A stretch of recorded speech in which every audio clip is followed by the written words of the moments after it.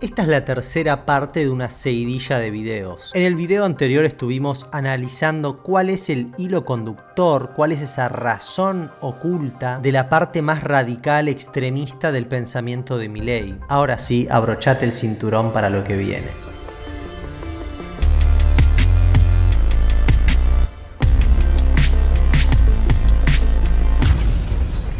Porque él te dice que no confía en el Estado, no confía en las personas que administran las cuestiones públicas y él no les da su voto de confianza para que decidan cosas por todos. Pero sí confía en las empresas y apela a la buena voluntad de los empresarios, como si ellos no se abusaran de su poder, como si eso no existiera en la vida real. Además ya hay estudios científicos que dicen que quien tiene más poder se abusa del que tiene menos poder. Aparte eso lo vivimos todos los días, dale, la empresa de servicio de internet, por ejemplo, que te corta el internet y no tenés a dónde reclamar, entras a Facebook y está lleno de grupos diciendo que esa empresa es una estafadora y al único lugar al que podés acudir para hacer algún tipo de reclamo es un organismo estatal. Y el chamullo de, bueno, podés consumir otra empresa. No, tal vez no. Tal vez en tu barrio, como en el mío, solo llega una empresa. Y tampoco el chamullo de, bueno, abrite tu propia empresa. Porque ahí también está la ignorancia de Milei, de cómo funciona el mundo. De cómo lograron esa fortuna esas personas. Seguramente hay gente que lo logró orgánicamente, pero hay otra que no. Hay gente que lo logró a través de ser un mafioso.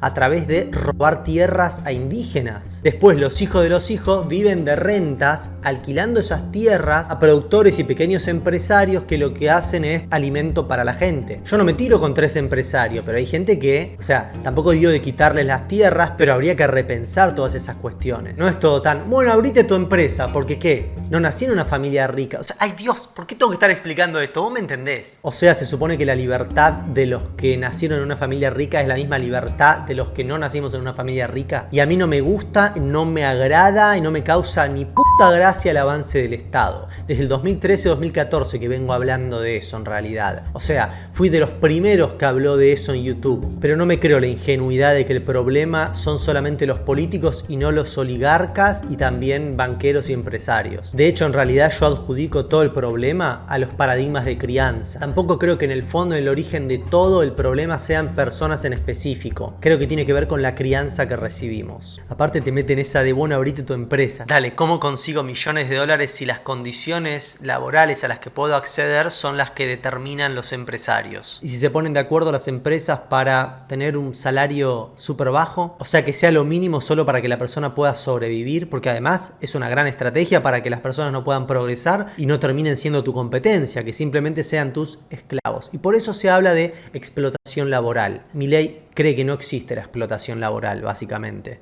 O sea que alguien que labura 18 horas en un taller clandestino es porque quiere, tiene la libertad de no hacerlo. De hecho, un ejemplo más, hoy me habló mi abogado respecto a un choque. Yo estaba con el auto estacionado porque había tránsito y a los 10 segundos de estar frenado siento un golpe atrás. Un colectivo, línea 55. Lo persigo, nos frenamos, ahí estábamos a una cuadra de mi ex casa. El tipo me pasa los papeles, va pasando el tiempo, no sucede nada. Yo puse un abogado, todo. No iban a las mediaciones, no se presentaban, tenían un equipo de abogados tremendo, les importaba un carajo, me ofrecieron re poca plata, les dije que no, que quiero otra mediación, que no puede ser que me ofrezcan eso, que no me alcanza para cubrir los gastos del choque. Y claro, ellos apelan a que vos sos un boludo que no tiene plata, ¿entendés? Entonces me ofrecieron, lo máximo que ofrecieron fue 25.000 pesos, menos de $100. O sea, menos de $100 no compro nada con eso. O sea, tenés que ir a juicio pagando un abogado, un montón de plata, un montón de tiempo, porque ellos no tienen problema, porque tienen un equipo de abogados que le pagan para que haga esas cosas. O bancártela y recibir lo que te dan y punto. Y es un choque básico, o sea, yo de hecho hasta tenía de testigo al policía de la esquina de mi casa, o sea, lo vio todo el mundo, o sea, no es que me hizo mierda el auto, no importa, pero me chocó él, yo estaba frenado, ¿entendés? Pero la empresa gana, ¿por qué? Porque tiene más poder, y así funciona el mundo, o sea, como el único que no se enteró es Milei, pareciera, Milei es el único que no se enteró, él sigue en su ley.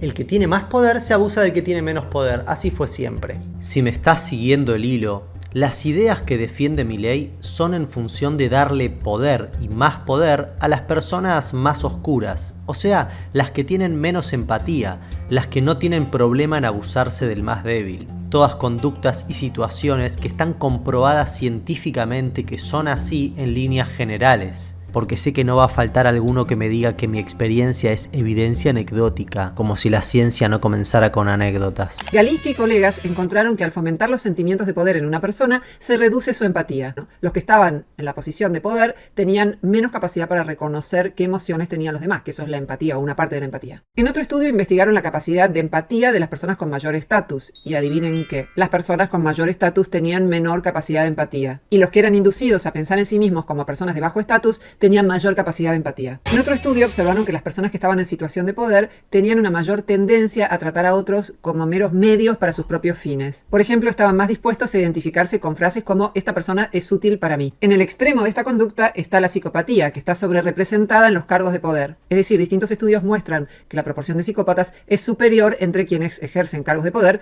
que fuera de estos cargos. La proporción de psicópatas es superior entre quienes ejercen cargos de poder que fuera de estos cargos. Si vos tenés que elegir entre no comer y ser explotado durante 18 horas, o 14 horas, o 10 horas, yo elegiría ser explotado. Pero esa no es mi voluntad.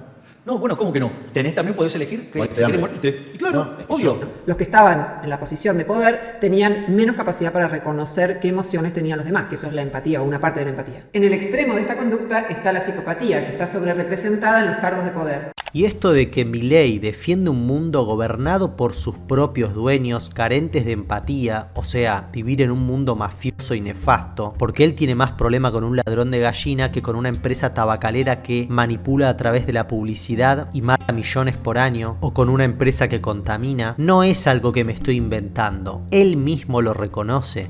Si yo tuviera que elegir entre el Estado y la mafia, me quedo con la mafia, porque la mafia tiene códigos, la mafia cumple, la mafia no miente y sobre todas las cosas, la mafia compite. Se olvidó de mencionar que arremeten contra tus seres queridos si no haces lo que te dicen. Y ahí sí que no tenés libertad de escapar a ningún lado. O sea, ya no hay que ni recomendarle investigar o instruirse a Milei. Simplemente habría que recomendarle algunas series de Netflix, de Breaking Bad u Ozark, y ya está. O sea, esta puede ser la razón por la que para él, trabajar para una persona responsable de literalmente torturar y desaparecer 1000 personas es algo normal, porque él realmente cree que es mucho peor el Estado pidiéndote impuestos que un grupo de personas dispuestos a asesinarte si no haces lo que te dicen. ¿A qué le llamas país libre? Lo estoy midiendo en términos de los índices Libertad. de libertad económica. ¿Es la única que vale? No. Hay otras libertades, ¿no? Bueno, pero porque dentro- nosotros, por ejemplo, vivimos aquí en los años 80 en un país con mucha libertad económica y cero libertad política. ¿Y en qué derivó después? En que hubo 3.000 muertos, por ejemplo. ¿Ok? Digamos, lo primero que te quiero señalar... Hubo decenas de miles de exiliados, por ejemplo. A ver, lo primero que te Y había, quiero decir y es- había un país Este libre. es el resultado de la Disculpe, búsqueda. se activó la búsqueda automática. Se espantó con Milei. Se espantó con Milei. ¿Ves por qué te dije que este es el video más importante? Porque acá queda clarísimo que si él odia el Estado y los impuestos, no es porque le importa que la gente viva mejor y con más libertad. Le importa que los empresarios puedan hacerse más ricos, y él es un beneficiario directo de eso. Como en la antigüedad, un bufón del rey. Y da igual si lo hace consciente o inconscientemente, el resultado es el mismo. Si me preguntan a mí, yo creo que él realmente se cree lo que está diciendo y cree que va a solucionar todos los problemas del mundo, o bueno, del país, con el librito bajo el brazo. Lo que nosotros entendemos en Argentina por liberal es aquel que irreflexivamente abre la economía sin pensar qué sectores tiene que abrir y cuáles no. Porque a veces hay que abrir un sector y a veces no, dependiendo de las circunstancias. Es decir, aquel que es un fundamentalista del libre comercio. Aquel que es un fundamentalista del mercado, cuando a veces el Estado tiene que intervenir y a veces no. Porque la economía es parte de la realidad. Entonces, ¿es bueno o malo el proteccionismo? No es ni bueno ni malo, es como un pañal. Puede usarlo y después descartarlo. ¿Es bueno o malo el libre comercio? No es ni bueno ni malo, es como un bisturí. Puede servir para sacar un forúnculo o para matar a una persona. Este pobre hombre que no tiene noción de la historia, nunca estudió la historia, no sabe cómo se desarrolló Inglaterra, no sabe que Inglaterra fue la principal potencia proteccionista económica del mundo, que construyó su poder industrial no a partir de la mano mágica del mercado, sino a partir de la mano mágica de la política, que él no sabe qué es, se cree que siempre es mala. Él no sabe que Estados Unidos fue durante 100 años proteccionista, él no estudió nada de eso, porque él solo ve ideas abstractas. ¿Por qué yo te hago hincapié en el adecuado impulso estatal? Porque el impulso estatal, imaginemos, ¿no es cierto?, que yo tengo este vasito, ¿no? Es una maceta, ¿no? Si pongo una semilla de roble, ¿qué pasa? Si yo quiero que se convierta en un roble. ¿En acto qué es? En acto es la nada. Prácticamente vos podés romperla con la mano. en potencia contiene un roble. Es decir, eso que aparentemente es nada, contiene un roble, pero necesita que yo le eche agua, y le eche la cantidad de agua adecuada. Los neoliberales o liberales antiguos, ¿qué quieren? Que vos no le eche agua. Entonces, si no llueve no camina nunca. ¿Y qué quiere el estatismo loco que venía del marxismo? Quiere que vos le eche 200 litros de agua, y entonces se pudre. Entonces, el impulso estatal debe ser adecuado. Nada que puede ser por la fuerza puede ser bueno. Digo, de hecho, el impuesto es una rémora de la esclavitud. De hecho, me parece, digamos, un despropósito y una tomada de pelo y una agresión al intelecto cuando viene un político y habla del contribuyente. Que es más o menos como decir que el violador llama a su víctima novia. O como cuando un libertario le llama a libertad a morirte de hambre. Ah, no, ahí no. Y también podés elegir que Morirte si de querés hambre. morirte. Y claro, No, es que obvio. Otra cosa muy importante es que fíjense cuando él habla de lo de la aportación de armas.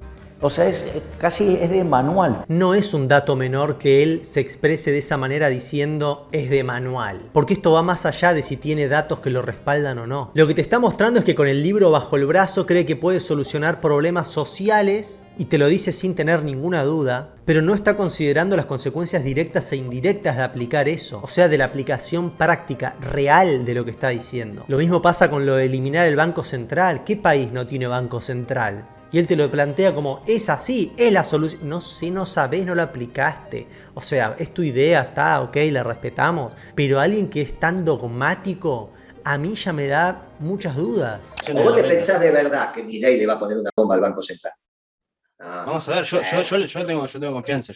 Bueno, yo ya te aseguro que no. Porque el que va a impedir que le pongan una bomba al Banco Central son los banqueros. Los banqueros son los que construyeron los bancos centrales. Los banqueros construyeron los bancos centrales. Entonces, en el momento que Milei diga le voy a poner una bomba al Banco Central, los banqueros lo van a llamar y decir, pará. Hasta acá. Por eso pienso que Milei es una oportunidad desperdiciada. ¿Por qué oportunidad? Porque es el único candidato que vi en toda mi vida que surgió de las entrañas de internet y con ideas muy interesantes pero que terminan yéndose al extremo. Y al final son todo lo contrario a libertad. Y ni hablar de él, que tiene una falta de inteligencia emocional impresionante, que es muy impulsivo, muy prepotente. Sigue siendo alguien que además de ser muy vehemente, no reconoce errores. Yo nunca lo vi reconocer un error. Seguramente me podés citar alguno. Pero en general, fíjate en todas las declaraciones que hizo, que están sus propios seguidores, la gente que está al lado de él le está diciendo, che, te fuiste de mambo con la alianza con Bussi, ¿cómo vas a decir esto de los órganos? O sea, el otro tema son las declaraciones desafortunadas de Milei de los últimos 3 meses. ¿Por qué se puso a decir lo de la compra-venta de órganos, hoy lo de la compra-venta de niños, la defensa de esquemas Ponzi, que son fraudes financieros terribles, juicio a los periodistas, en el debate con Grabois en Perfil, diciendo si uno quiere ser pobre y morirse de hambre tiene derecho a hacerlo? Sí, como que defendió el derecho a morirse de hambre. Bueno, yo estoy en contra del derecho a morirse de hambre. Si alguien dice me quiero morir de hambre o está en una situación de hambre, el Estado tiene que ir a ayudarlo. Y te lo digo del liberalismo. Es decir, nosotros creemos en el libre mercado para la generación de bienes, para la generación de riqueza, pero la sociedad está llena de injusticias, inclusive las sociedades más ricas. ¿Para qué están los fondos públicos? Entre otras cosas, para ayudar a la gente que le va mal. Nunca se tira a nadie a la basura. Y yo sé que vos probablemente, recién lo nombraste a caballo, en la década del 90 existieron muchísimos errores. Se abandonó a un gran porcentual de la población. Nosotros no queremos volver a eso. Es decir, en concreto, se cobran impuestos para aplicarlos, entre otras cosas fundamentales, ayudar a todo el que tiene dificultad. Así que si me planteas planes sociales y todo eso, yo te voy a decir que sí. Porque si la seguidilla de errores que él ha cometido es tan pero tan grande que yo a veces me pregunto ¿qué está buscando Milei? ¿O qué le pasó? ¿Qué es lo que está pasando por su mente? Un tipo que tenía el 20-22% de la intención de voto que venga con estas cosas. Vos sos una chica de formación sociológica, pero también sos psicologista, o el origen tuyo, de tu familia, o de las cosas que has estudiado por la manera que hablas, ¿no? ¿Qué hay en el inconsciente de Milei? ¿Querrá ser candidato a presidente o se asustó con el cargo? Es una buena pregunta. Es muy raro lo que pasó. Entonces yo ya estoy pensando que algo hay en su mente, hay algo malo. También puedo pensar mal, que le dijeron, Milei, jugá menos, anda menos, decí pelotudeces todos los días. Pero como lo veo tan loco como cuando habla, digo, evidentemente debe ser un tema interno de él.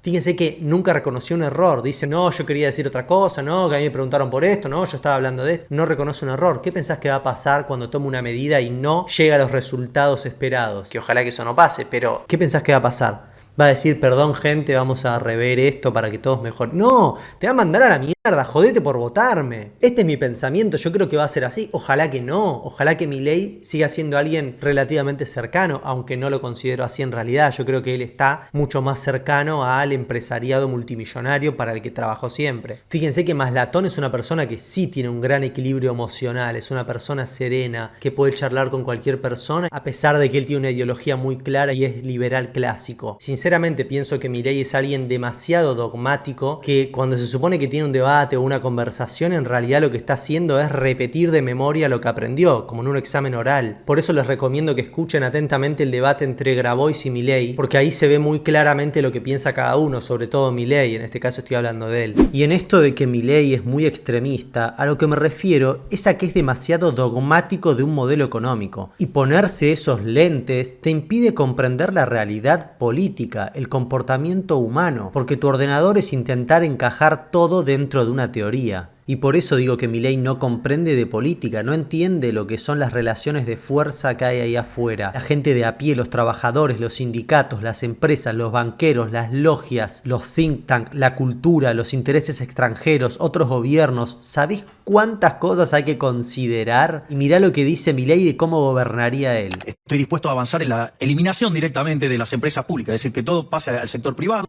porque digamos ahí tenéis también casi de un punto del PBI de déficit. Y para mí hay que terminar con los regímenes de privilegios para la política. Entonces, eso te da un ajuste que puede oscilar según en qué momento del tiempo te pares, entre 10 y 12 puntos del PBI. Mirá si tenés para bajar impuestos. ¿Qué harías vos, Javier Milei, en esta eliminación de las empresas públicas con los sindicatos fuertes estatales que se te van a plantar? La ley se cumple. ¿Cómo es eso? La ley se cumple. Hay un derecho a transitar. Vos no podés violentar el derecho a transitar. La ley se cumple. Lo que se estipule en el Código Penal, pagarás las consecuencias por no cumplir la ley. El orden no es ni de derecha ni de izquierda, es orden. Si vos decidiste jugar con estas reglas de juego, se respetan. Nada que puede ser por la fuerza puede ser bueno. Pagarás las consecuencias por no cumplir la ley. O sea, lo que generaría sería caos social. ¿Cuánto tiempo te pensás que duraría un gobierno como el de Milei? ¿Cuántas muertes soportaría con ese autoritarismo? Lamentablemente así no se gobierna, no funciona así la realidad. No porque sea bueno o malo lo que él quiera hacer moralmente hablando, sino porque no funciona. No es que yo estoy diciendo que está mal que vos quieras volar con tus brazos aleteando. No, no vas a poder, no funciona.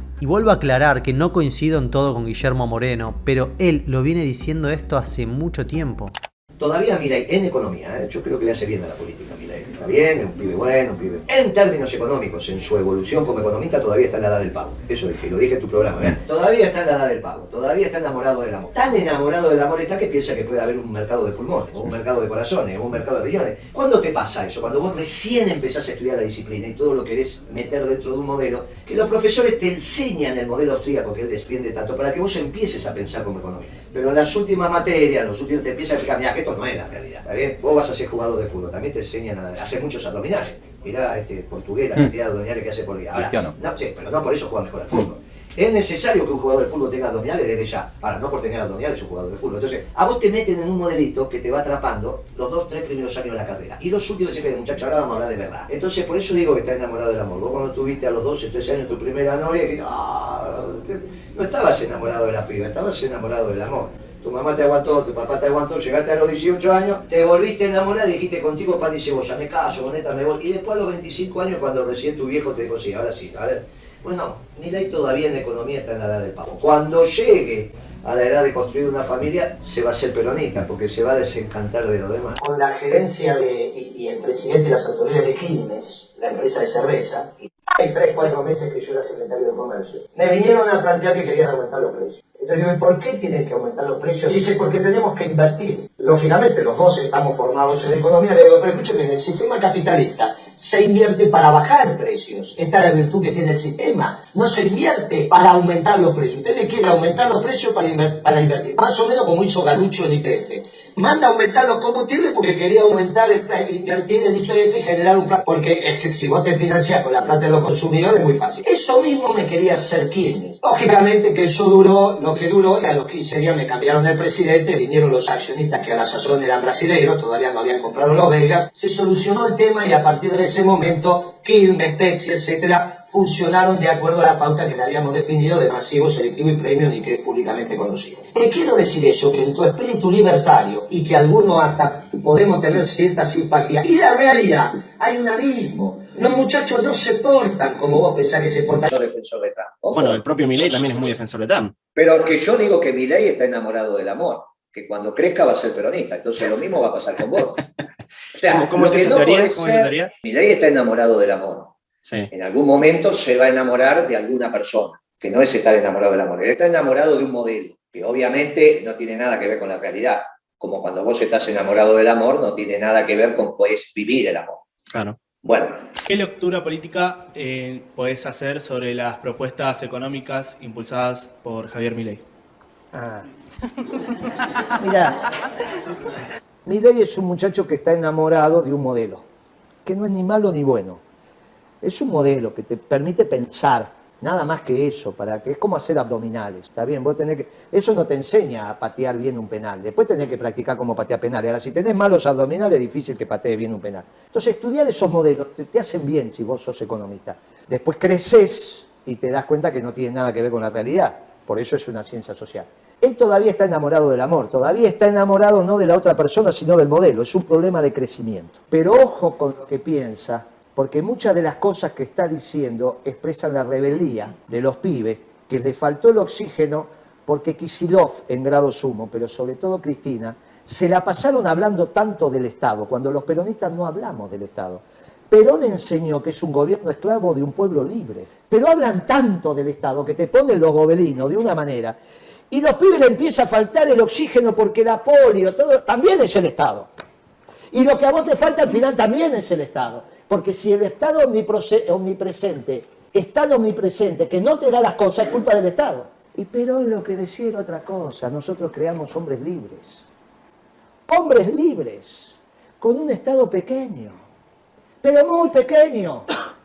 Y en realidad los que trabajan es el sector privado. Y los incentivamos a que trabaje el sector privado. Y eso era Perón. Por eso la comunidad organizada, entre el trabajo, CGT, y los empresarios, la Confederación General Económica, como la llame, la OEA, y el Estado garantiza la armonía y equilibra la cancha, pero no es omnipresente. Cuando Kicillof fue a 678 dijo, si yo quiero puedo fundir a Techín. Todos los trabajadores de la UOM vinculados a la siderurgia lo odian, porque los dejaba sin trabajo. O piensa que un funcionario público va a ser el acero mejor que Roca, pero ¿en qué cabeza cabe? Si no saben de dónde agarrar un destornillador, la mayoría de los que están en el gabinete ahora. Quiero ir sobre un punto que levantó Moreno y que, digamos, que vale para los libertarios también. O sea, los libertarios consideran que los factores reciben el valor de su producto marginal. Quiere decir que el trabajador se va a llevar en función de lo que trabaja y en función de lo bueno que es el producto sirviendo al prójimo. O sea que es un sistema justo también el libertario. O sea, no es que se queda con nada de nadie. Reparte acorde a cómo satisfaces al prójimo y acorde a lo productivo que sos. Sí, con una pequeña pregunta. Yo estoy de acuerdo con eso, pero en ese modelo no hay oligarquía. No hay retribución al título de propiedad. Este modelo retribuye al título de propiedad por encima de cualquiera. Nosotros no lo retribuimos porque somos clásicos. Él tampoco. Entonces los dos tenemos un problema, que son las familias oligarcas. Y lo podemos resolver. Que lo llaman los empresarios. Ahora, ese por un lado. Por otro lado, lo que vos estás viendo... Por un lado es que me dio la razón, ¿eh? No lo va a reconocer. Lo que vos estás viendo es que los dólares que entran... Moreno. A ver, eso, ojo porque ese sabe de economía. O sea, después... ojo porque ese sabe de economía. O sea, después...